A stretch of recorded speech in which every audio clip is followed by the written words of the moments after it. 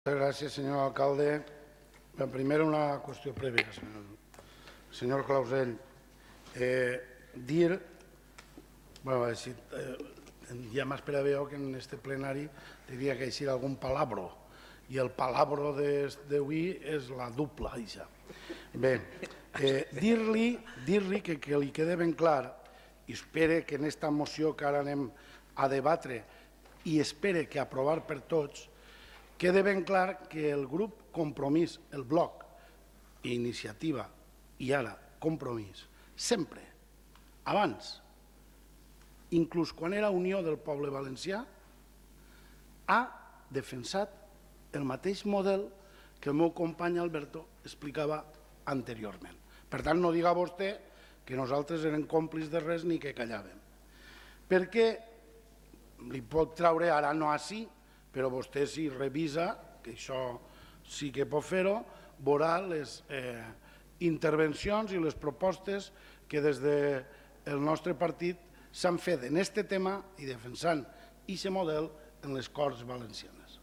I així el que ara estem parlant no és de duples ni d'aquest tema. El que estem parlant ara és, i suposa que tindrem que explicar així, si no recolzem al sector ceràmic, al nostre sector ceràmic, que va marcat per aquest mateix decret que vostè diu que no fa res. Línies roges es té que explicar als treballadors de la ceràmica del nostre poble. Línies roges i duples els explica a aquells que veuen perillar el seu lloc de treball, quan en aquesta província n'hi ha un 32% d'atur. I que ara vinga un decret com és este, que estem parlant, que l'hem dit moltes vegades i no li han dit el nom i cognoms, que és l'aprovació del Reial Decret Llei, del que estem parlant, i això anava lligat en l'anterior, 9/2013, publicat el dissabte 13 de juliol, és a dir, ara, en estiu. I aquest decret el que pot ficar és en perill la dupla, els que estan aturats i els que poden passar a incrementar l'atur. Aquest és el problema. Aquest és realment el problema.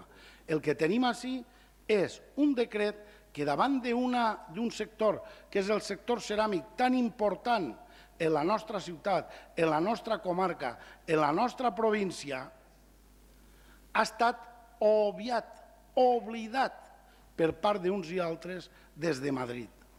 I ara el que així de Vila-real tenim que fer és defensar els nostres treballadors, defensar els nostres treballadors del sector ceràmic i ficar-nos al costat dels sindicats que han ficat el crit al cel perquè han dit que aquest decret pot portar més atur en el sector ceràmic, perquè el que fa el decret és gravar encara més, gravar més a totes les empreses del sector ceràmic, a totes. Per això Aster està també ahí, però no Aster a soles, sinó també l'ITC, l'Institut Tècnic Ceràmic. Tots, a una veu, diuen que aquest decret només porta mal a aquestes comarques.